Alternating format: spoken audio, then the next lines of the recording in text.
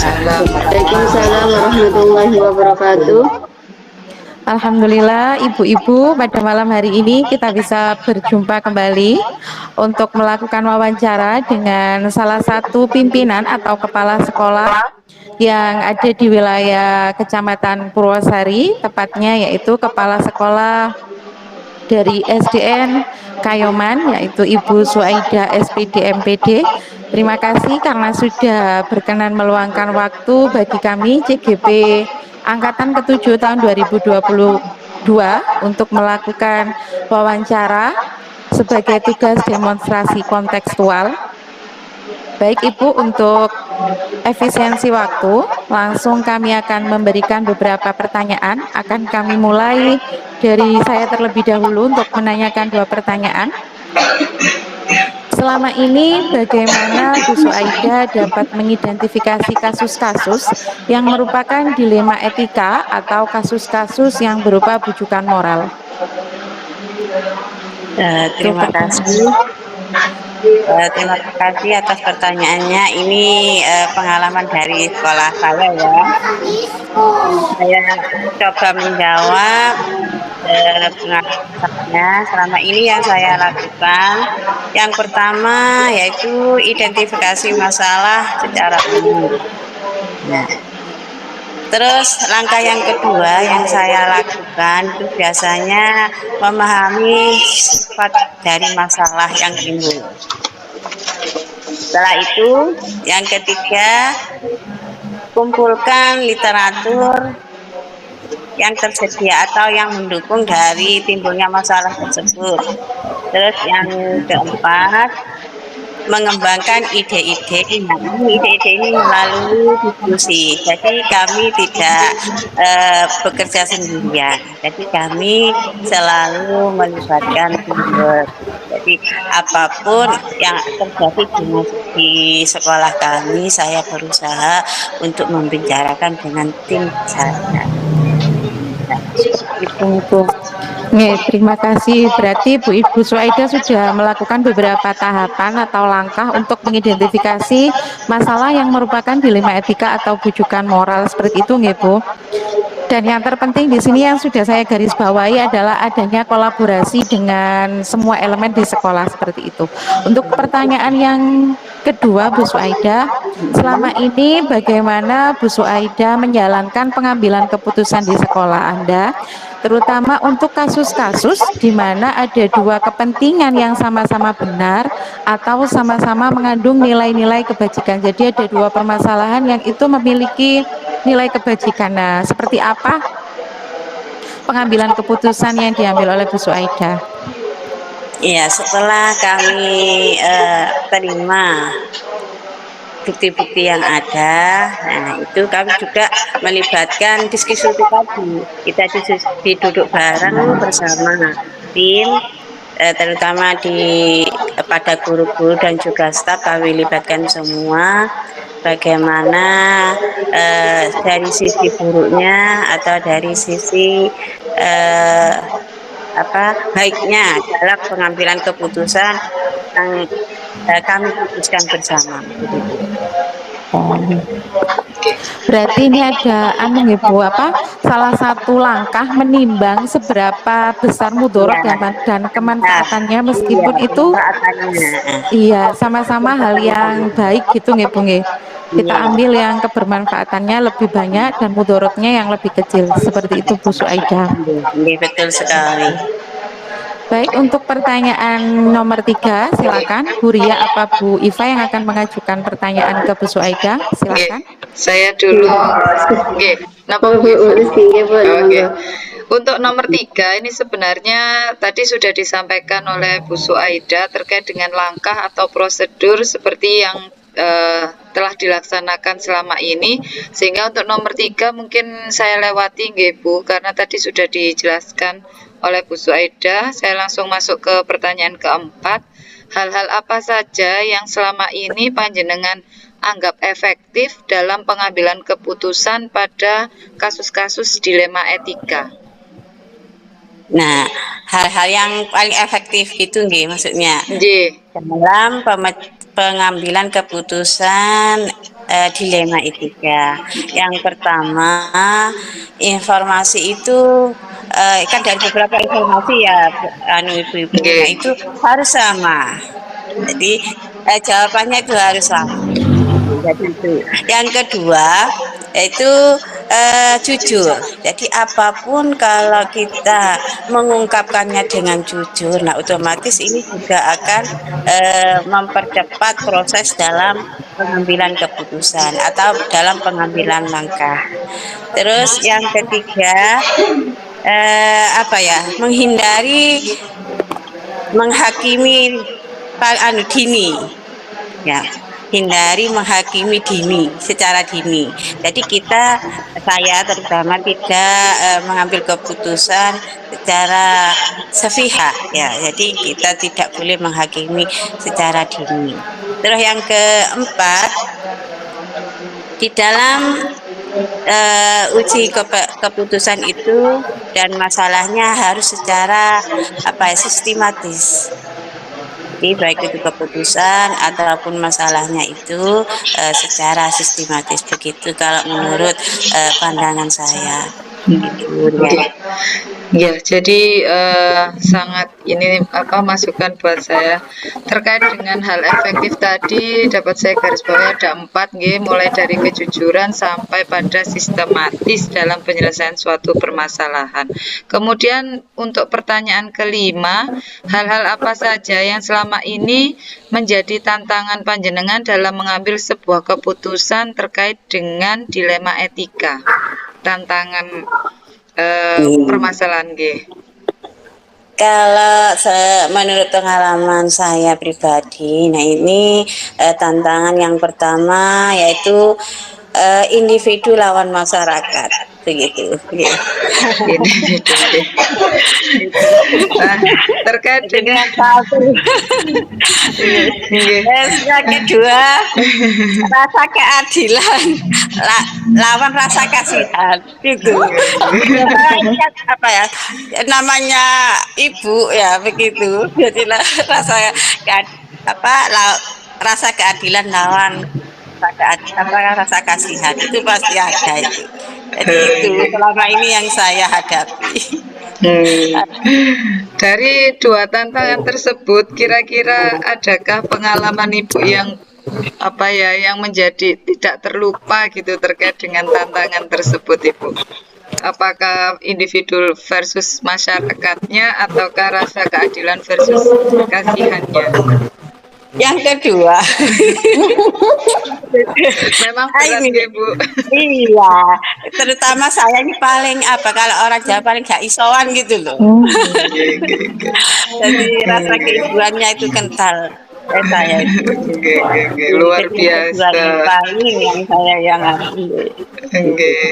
luar biasa sekali. Jadi memang mungkin apalagi terkait dengan siswa Bu kita kadang kasihannya itu nomor 1 kalau untuk anak-anak. Iya, betul sekali. Ya.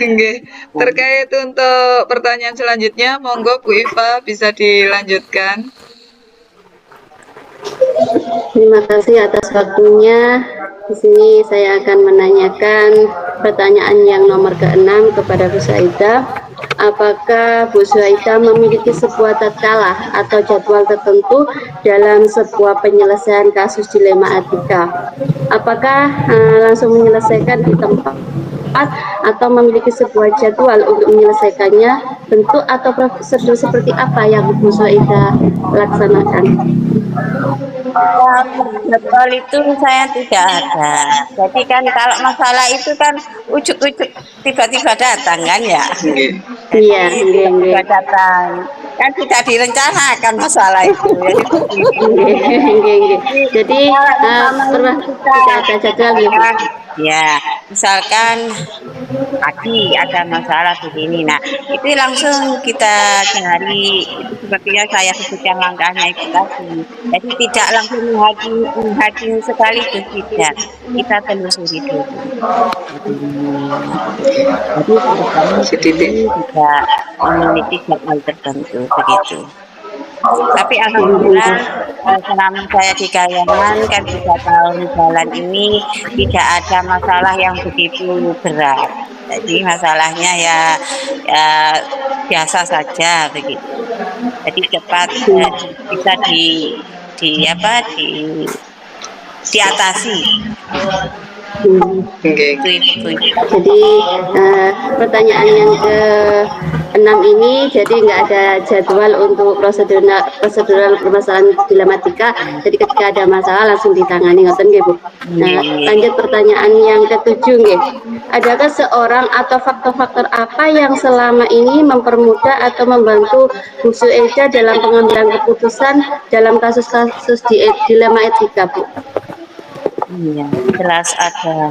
Jadi saya berterima kasih sekali kepada teamwork saya. Jadi teamwork yang solid, yang sangat membantu saya ketika saya eh, atau di sekolah kami suatu masalah. Jadi saling kolaborasi, satu dengan yang lain. Saling kayak saling mengisi begitulah. Jadi permasalahan yang ke-7 ini bahwa seseorang yang bisa membantu Bu Saida adalah teamwork di sekolah Bu Saida, ngoten nggih. Nah, lanjut ke pertanyaan ke-8 nggih Bu Saida. Dari semua hal yang telah disampaikan, pembelajaran apa yang dapat Bu Saida petik dari pengalaman pengambilan keputusan dilema etika ini Bu Saida? Pengalaman atau pelajaran yang yang bisa saya ambil yaitu saya lebih bijaksana, terus bisa kontrol emosi begitu. Jadi dengan adanya pengalaman tersebut saya bisa lebih bijaksana dalam menghadapi suatu masalah yang sudah lebih terjadi. Itu. Jadi pertanyaan yang ke-8 yaitu Bu Soeda dapat lebih mengambil keputusan yang lebih bijaksana dan bisa mengontrol emosi. Ya Bu Soeda. Terima kasih Bu Soeda atas dari pertanyaan-pertanyaan tentang dilema etika dan rujukan moralnya nih. Oke. Monggo mungkin terkait dengan refleksi yang sudah kita lakukan bisa diringkas mungkin nggih sama Bu Mamudah, monggo. Baik. Bu Iva bisa dimatikan terlebih dahulu nggih. Baik, dari beberapa pertanyaan yang sudah diajukan tadi, yang pertama itu sebenarnya pertanyaan yang nomor 1, 2, dan 3 itu sudah sangat terwakili dengan jawaban Bu Soeda yang pertama, yaitu dalam pengambilan keputusan itu kita perlu melakukan identifikasi masalah, terus memahami sifat-sifat dari masalah itu agar kita tahu nanti langkah apa atau treatment apa atau trik apa yang tepat untuk kita ambil. Terus kita juga perlu mengumpulkan literatur sebagai pedoman bagi kita untuk mengambil keputusan, dan yang terpenting adalah kita melakukan kolaborasi. Untuk pertanyaan selanjutnya, hal apa saja yang efektif? Ini yang sangat saya suka jawabannya ya Ibu-ibu, sangat menginspirasi sekali. Hal-hal apa saja yang efektif? Ternyata jawabannya Bu Suaida itu di luar dari apa yang kita bayangkan nih. Satu, informasi yang valid dari beberapa pihak itu memang benar. Kita tidak boleh langsung percaya dengan satu pihak, tapi harus kita kumpulkan dari beberapa pihak dan itu harus semuanya valid. Yang kedua ini jujur. Dan yang ketiga, aduh luar biasa, menghakimi secara dini itu memang sangat perlu kita belajar untuk tidak melakukan hal itu. Terus untuk tantangan dalam dilema, ini juga jawabannya sangat luar biasa nggih Bu Ria sama Bu Iva. Betul sekali Bu. Jadi saya tuh semakin terkagum-kagum gitu sama Bu Suaida. Yang pertama tantangannya adalah individu lawan masyarakat, benar sekali memang. Yang kedua rasa keadilan lawan rasa kasihan, itu yang mungkin sampai saat ini kita harus belajar. Untuk pertanyaan selanjutnya, apakah ada jadwal atau Bu Suaida menyelesaikan permasalahan dalam waktu itu juga? Ternyata jawaban dari beliau tidak ada jadwal karena masalah itu datangnya tanpa terencana, ujuk-ujuk begitu saja. Jadi pengambilan keputusan kita sesuaikan dengan masalah yang saat itu datang menghampiri kita. Untuk pertanyaan selanjutnya, adakah faktor yang mempermudah? Ini yang saya, oh ya Allah, ternyata ada ya teamwork. Berarti kita sebagai pemimpin itu butuh loh membentuk teamwork di lembaga untuk membantu kita, untuk mendukung kita dalam pengambilan keputusan. Dan yang terakhir, pengalaman yang bisa kita ambil, satu, lebih bijaksana. Benar sekali Bu, semakin kita banyak mengalami permasalahan, maka kita akan menjadi lebih bijaksana, lebih bisa mengontrol emosi, bukan menahan, karena memang sebenarnya emosi tidak boleh ditahan tapi dikontrol dan ditata. Yang ketiga, bisa menghadapi masalah dengan tenang. Sangat luar biasa sekali. Mungkin sangat. dari Bu Ria atau Bu Iva ada yang ingin disampaikan? Silahkan sebelum nanti kita tutup percakapan yang sangat menginspirasi ini. Nggih, saya mungkin berterima kasih sekali malam ini saya mendapatkan banyak sekali masukan terutama terkait yang apa tadi, kejujuran dalam menghadapi, kemudian menghindari tidak langsung menghakimi kan, terutama saya beda background dulu dari SMP ke SD melihat anak-anak yang ya seperti itu untuk mengontrol diri itu juga perlu sekali. Jadi menurut saya apa yang sudah disampaikan oleh Bu Suaida tadi, pengalamannya sangat menginspirasi saya untuk banyak belajar, terutama dari segi kesabaran tadi, mengontrol emosi itu yang saya jadikan refleksi untuk malam ini. Monggo Bu Iva mungkin refleksinya. Ya, terima kasih kepada Bu Saida sebagai inspirasi saya terutama dalam menghadapi masalah dilema etika ini. Banyak sekali yaitu tentang individu lawan masyarakat, terus keadilan, rasa kekasihan itu terutama kepada anak didik kita. Kita harus adil dan rasa kasihan itu yang kita tanamkan kepada anak didik kita. Terus mengontrol emosi juga itu sangat perlu sekali ketika kita menghadapi sebuah masalah. Mungkin itu yang bisa saya sampaikan. Terima kasih banyak Bu Saida atas inspirasinya di malam hari ini. Terima kasih. Terima kasih kembali Bu Iva. Baik Ibu-ibu, ternyata tidak terasa perbincangan kita karena sangat menarik dan narasumbernya juga luar biasa. Jadi kita merasa enjoy, ingin terus menggali. Betul sekali tapi, Bu. Iya. Tapi karena iya Bu Iva? Ya, karena waktu yang tidak mengizinkan kita untuk berlama-lama di sini dan tentunya Bu Suaida ada beberapa pekerjaan yang harus diselesaikan. Jadi mungkin untuk wawancara berkaitan dengan pengambilan keputusan yang berkaitan dengan nilai-nilai kebajikan dalam dilema etika ini kita cukupkan sampai di sini. Dan semoga apa yang sudah kita bahas bersama, yang sudah kita bicarakan bersama ini akan menjadi manfaat yang tentunya tidak hanya di dunia tapi sampai nanti di akhirat. Amin. Dan doa yang terbaik semoga pertemuan kita meskipun via gini ini bisa menjadi pengetuk rahmatnya sehingga kita nanti bisa bertemu di tempat yang terindah tentunya.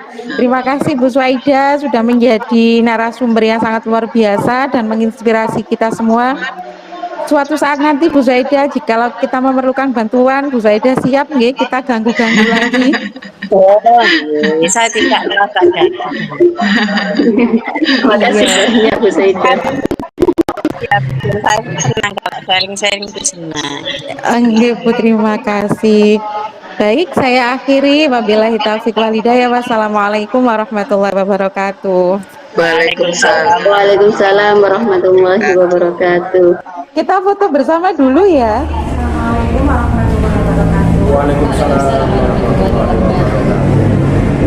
Terima kasih kami sampaikan kepada Bapak Ibu untuk pertemuan kita kali ini. Kita akan melakukan wawancara berkaitan dengan pengambilan kebijakan yang berkaitan dengan nilai-nilai kebajikan dengan permasalahan di dilema etika. Dan pada kesempatan kali ini kita bersama Bapak Haji Triyono, salah satu kepala sekolah di Kecamatan Purwosari. Jadi kami ada 5 security angkatan 7 yang akan melakukan wawancara kepada beliau. Jadi kami ucapkan terima kasih kepada Bapak Mo sudah menyempatkan waktu untuk melakukan wawancara dengan kami. Dan wawancara ini akan kami mulai dengan pertanyaan yang pertama. Saya awali dari saya dulu. Bapak Mo, selama ini bagaimana Pak Mo mengidentifikasi kasus-kasus yang merupakan dilema etika atau rujukan moral? Yang mana kalau dilema etika ini berarti ada beberapa permasalahan, dua atau lebih dari dua atau tiga permasalahan yang sama-sama arahnya itu baik atau bernilai kebenaran. Sedangkan kalau rujukan moral itu nanti kita dihadapkan pada dua permasalahan atau tiga permasalahan, yang satunya itu baik, yang satunya mengandung unsur salah atau tidak benar, Pak. Seperti itu.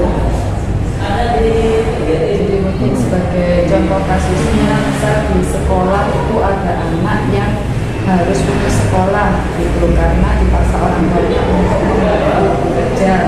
Nah, ini panjenengan menghadapi permasalahan seperti itu, apa yang panjenengan lakukan? Kasus pada anak ya.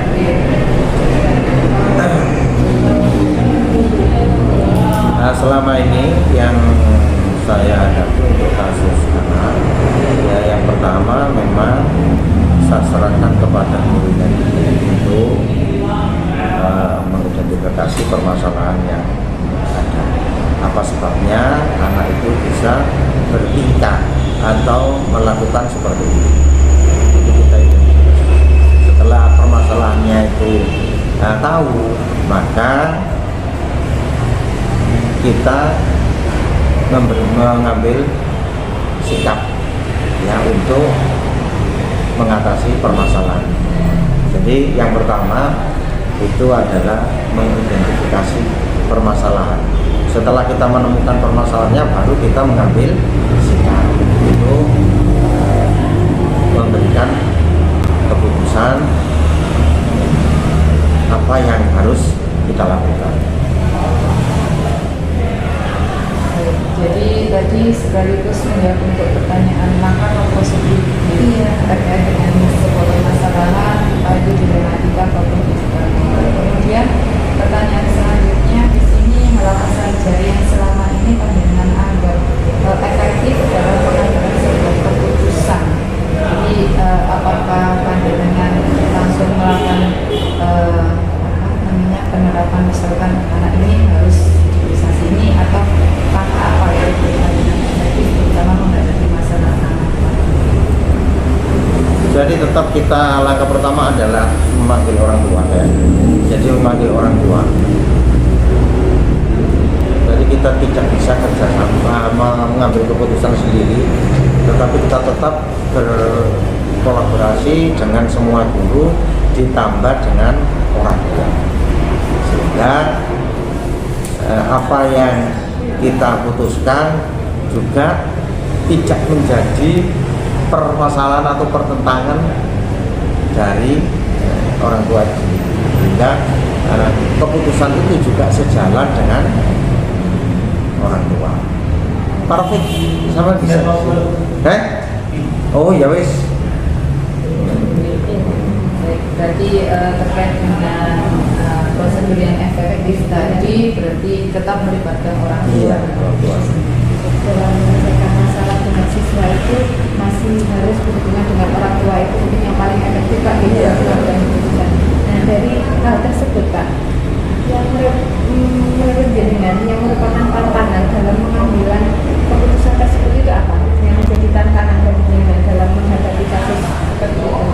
Nah di sini, ini ketepatan ada kasus ya, mungkin saya sendiri nggak mampu untuk mengembalikan sesuai dengan harapan, yaitu ada anak yang memang pola pikirnya itu di bawah rata-rata, kemampuan berpikirnya di bawah rata-rata, sehingga sampai kelas 6 itu tidak bisa membaca. Harapan saya memang karena nggak bisa membaca, maka kita sampai berapa tahun itu sampai kelas 6, sehingga dia kelas 6 tidak mau masuk. Maka kita tetap memanggil orang tua, tetapi anaknya yang tidak mau. Jadi tapi tetap saya memanggil orang tuanya. Tapi sampai saat ini saya belum mampu untuk membujuk dia siswanya itu untuk masuk kembali. Tapi tetap nanti akan saya bujuk akan tetap mengikuti ujian.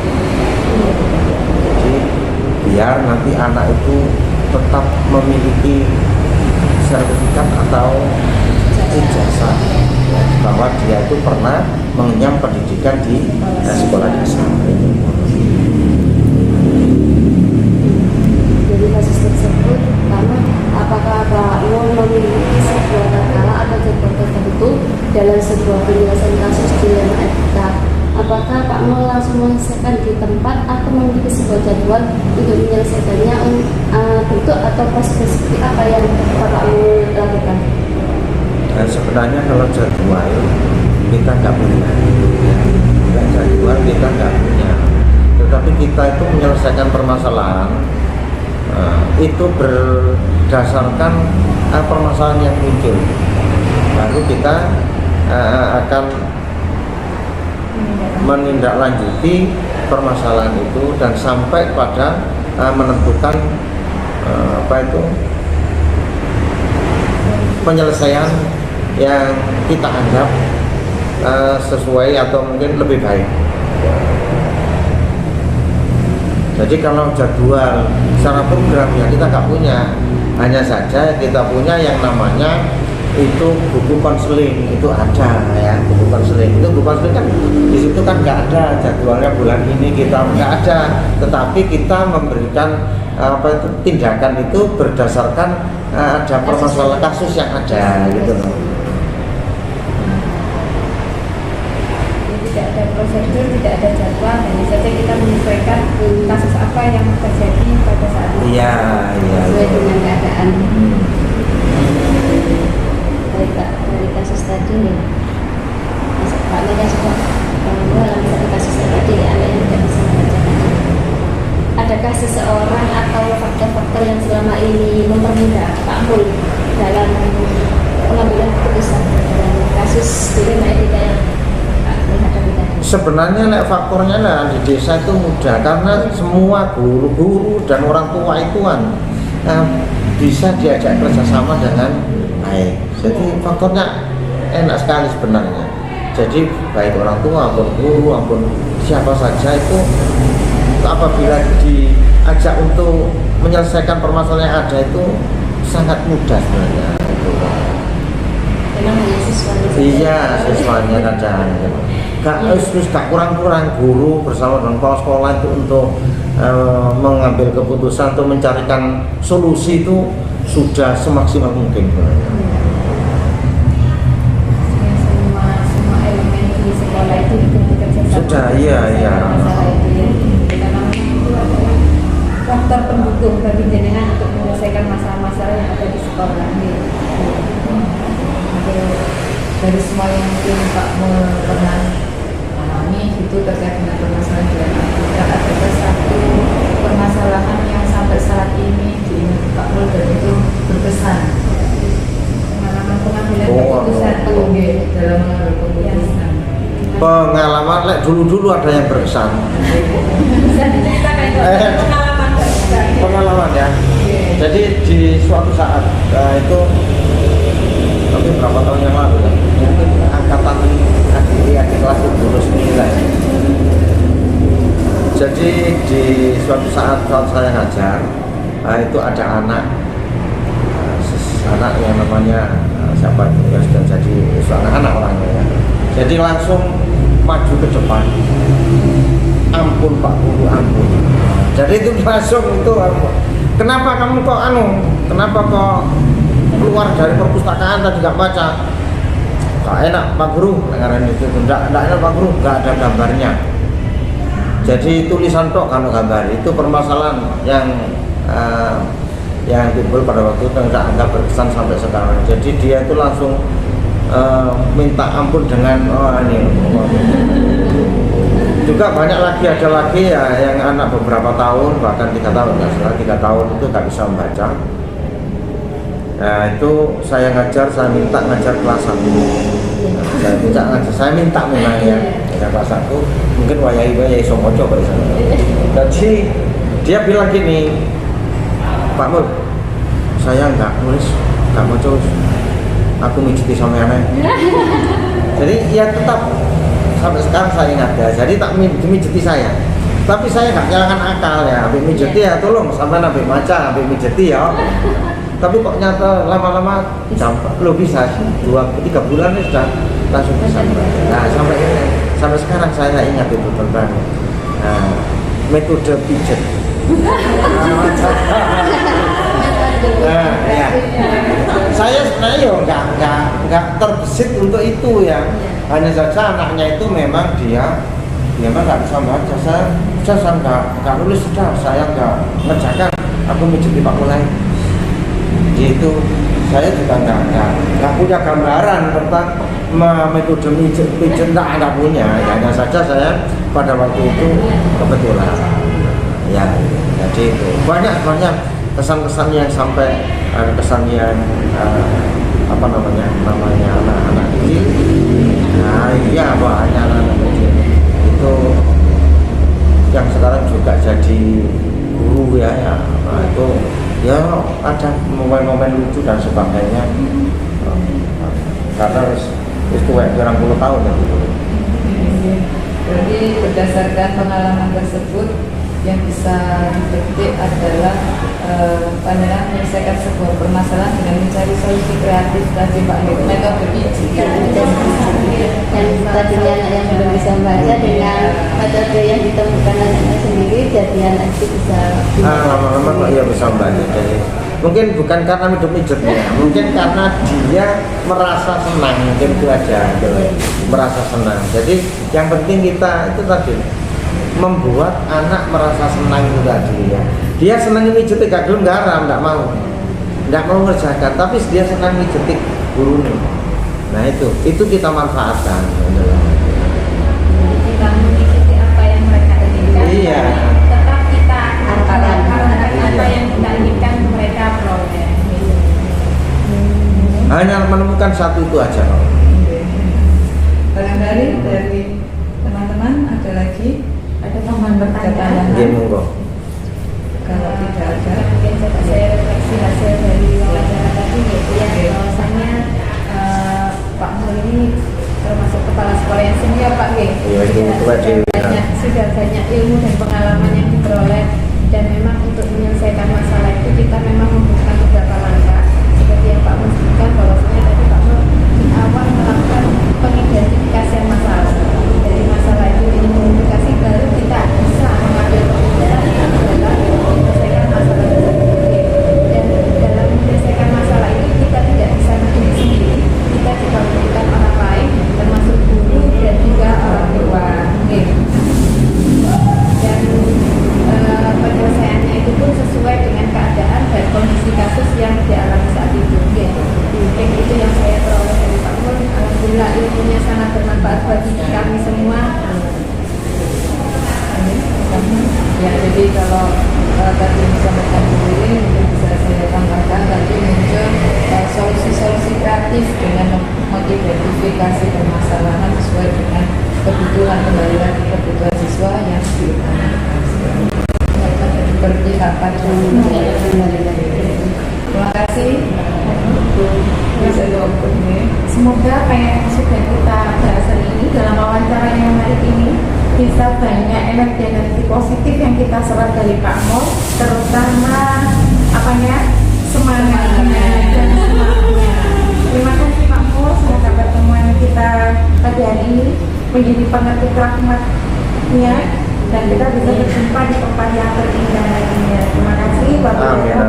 Wassalamualaikum warahmatullahi wabarakatuh. Waalaikumsalam warahmatullahi wabarakatuh.